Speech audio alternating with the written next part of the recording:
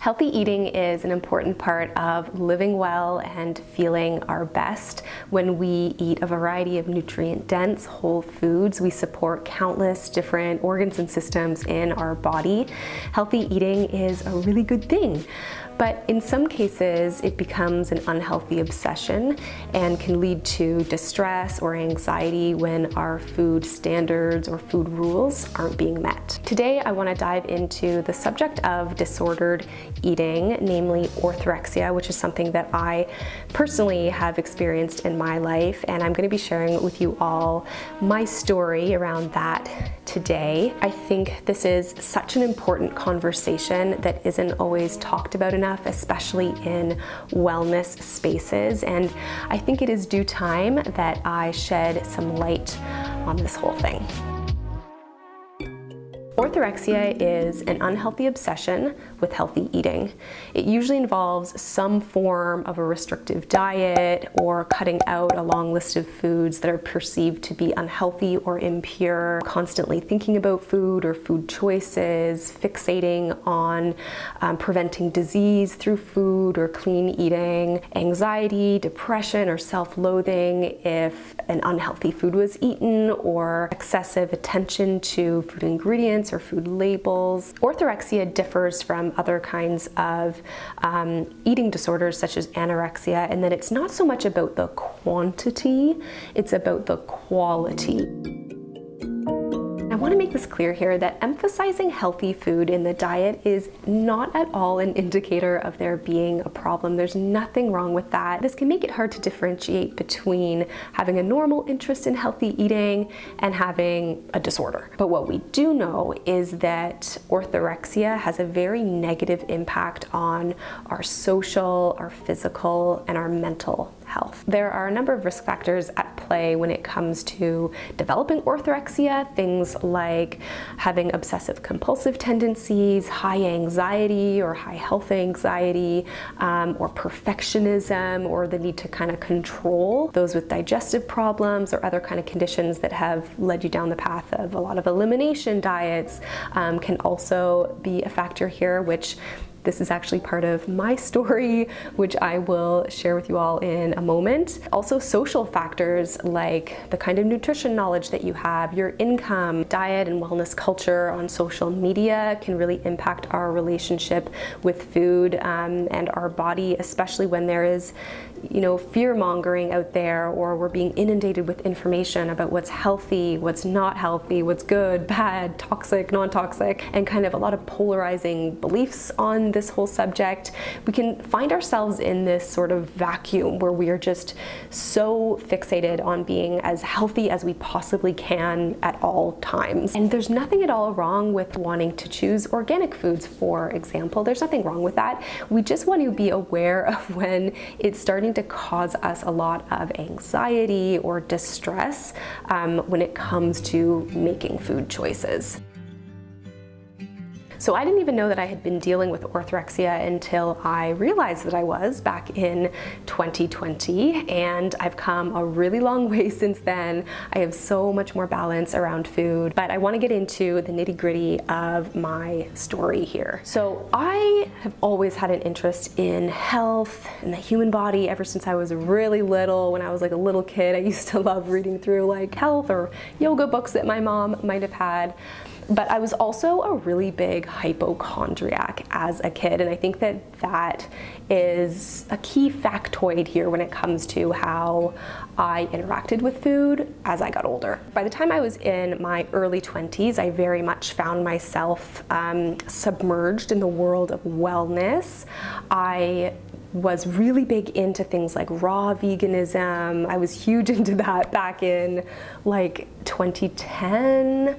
I was around the age of 19, 20 or so. I became pretty obsessed with like clean eating, living naturally, connecting with the earth. And looking back, I can see how there were some nuggets of orthorexia developing around that time in my very early 20s. I then decided to pursue holistic nutrition, which a lot of you guys know. Now, at the age of 21-ish, I got C. diff, which some of you guys may know my story here. I do have a couple videos on this and some blog posts on my C. diff and my IBS story, which is a really bad gut infection that can be life-threatening in some cases. And thankfully that was treated, but I was left with quite a lot of post-infectious IBS, and at that time had really started to dabble in cutting out certain kinds of foods. And then a few years later, in my mid-20s, I ended up having a really bad flare-up of IBS symptoms that was really, really bad and ended up taking a few years for me to recover from.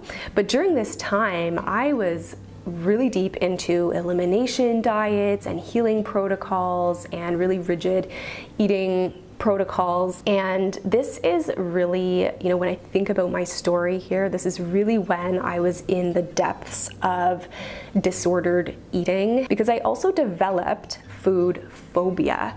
So for a couple of different reasons. I had food phobia because there were foods that were causing me a lot of discomfort, had me running to the washroom, that kind of thing. But on top of that, I started to develop these beliefs that different foods were just generally bad for me, just generally. Even if they weren't necessarily the culprit, there were a number of foods that I just perceived to be very, very bad. This included gluten, which was a huge one for me, really fearful of gluten, all grains, legumes, dairy, sugar. I started to, believe that these kinds of foods could cause scary illnesses or autoimmune conditions or inflammation, and that, in order to be as healthy as possible, I should not be eating any of these things. I was really into the paleo diet around this time. This was around like 2016 onward. There were tons of other people online, and some people in my real life were also eating in similar ways, which kind of reinforced that it was okay. And I thought that I was healing myself, right? Like, I thought that I was doing the best thing for my body. I was eating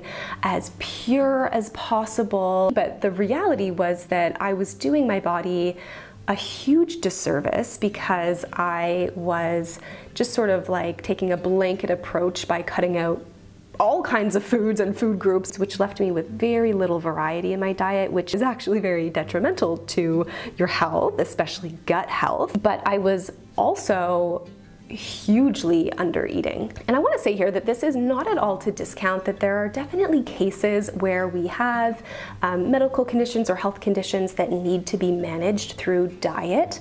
That of course does happen. And for me, actually, the low FODMAP diet ended up being, after everything, the most helpful thing for me.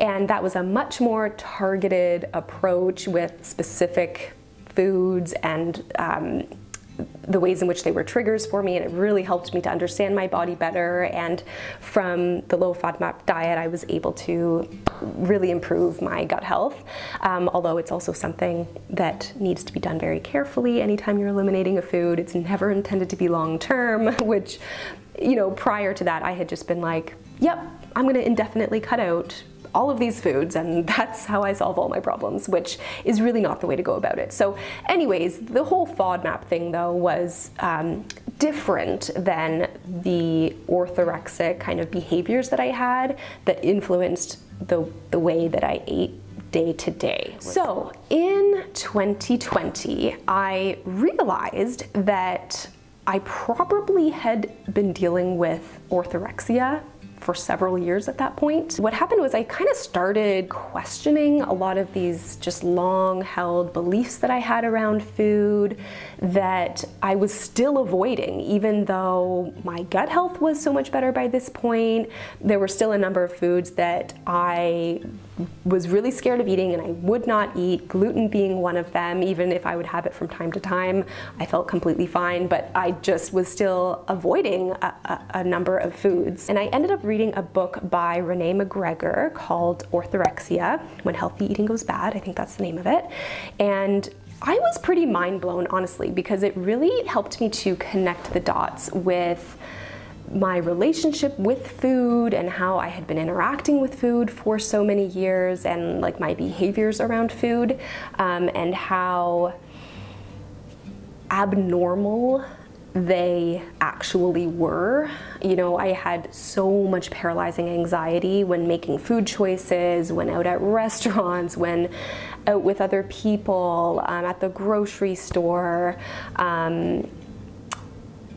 I was just in such a state of hypervigilance all the time when it came to my food choices. From that point, I then entered an identity crisis. I was very much just like, who am I? What is life? Like, what are all of these beliefs that I've been holding onto so tightly about nutrition and health and food? I really started to unpack things and just question a lot about what I was believing in. And this ultimately led to me questioning more things when it came to wellness culture and the wellness industry, which is a topic for another time. We'll talk about that some other day.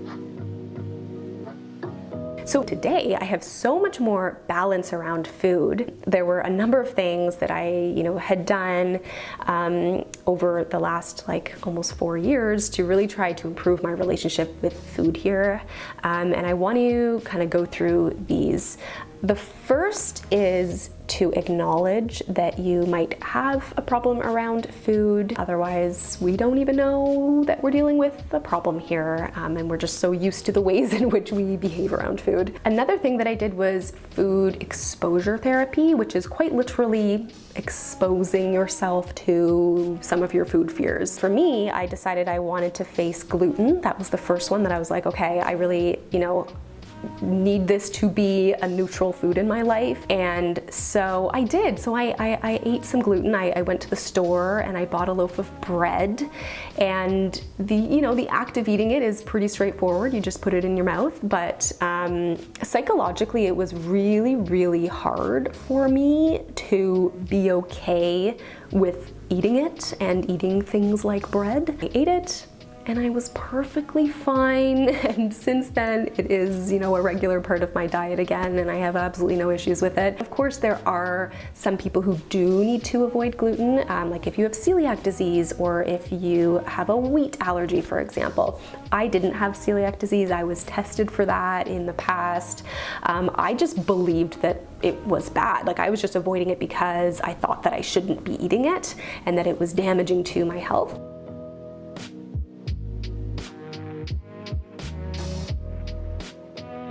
So anyways, I went through a very similar process with a number of other foods that I was scared of that took quite a bit of time, several months, even a couple of years of just becoming more comfortable with food again. Education on scientifically sound nutrition information and getting your information from credible sources can be such an invaluable tool for those with disordered eating or orthorexia to better understand of and let go of false food beliefs, because a lot of the time we can develop these food beliefs that aren't even based on accurate data, and so it's important to just make sure that we're actually acquiring information that's correct and not just, there's a lot of misinformation out there, as we all know, and it's so important for us to exercise our critical thinking faculties. Something that was a really big part of my healing journey with food was intuitive eating. Such a fantastic approach to eating that really helps you to connect again with your body and your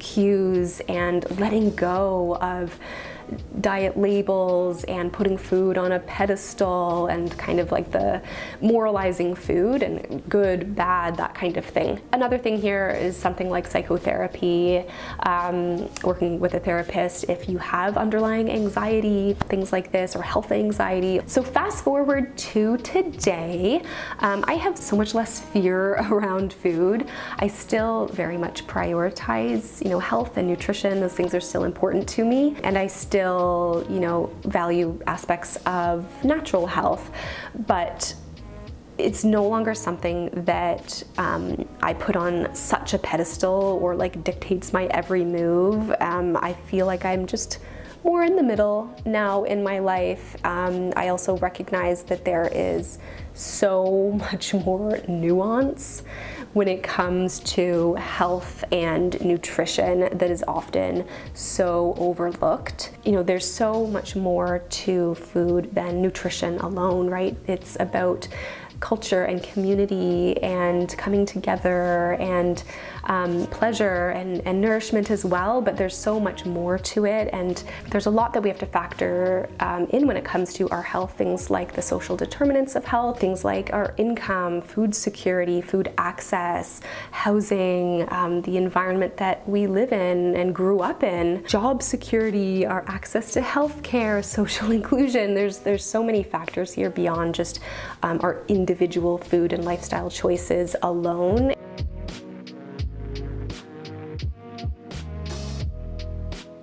I think it just goes to show that hyper fixating on the minutia of our food choices really doesn't do us any good. So that is it for today's video. Thank you so much for watching.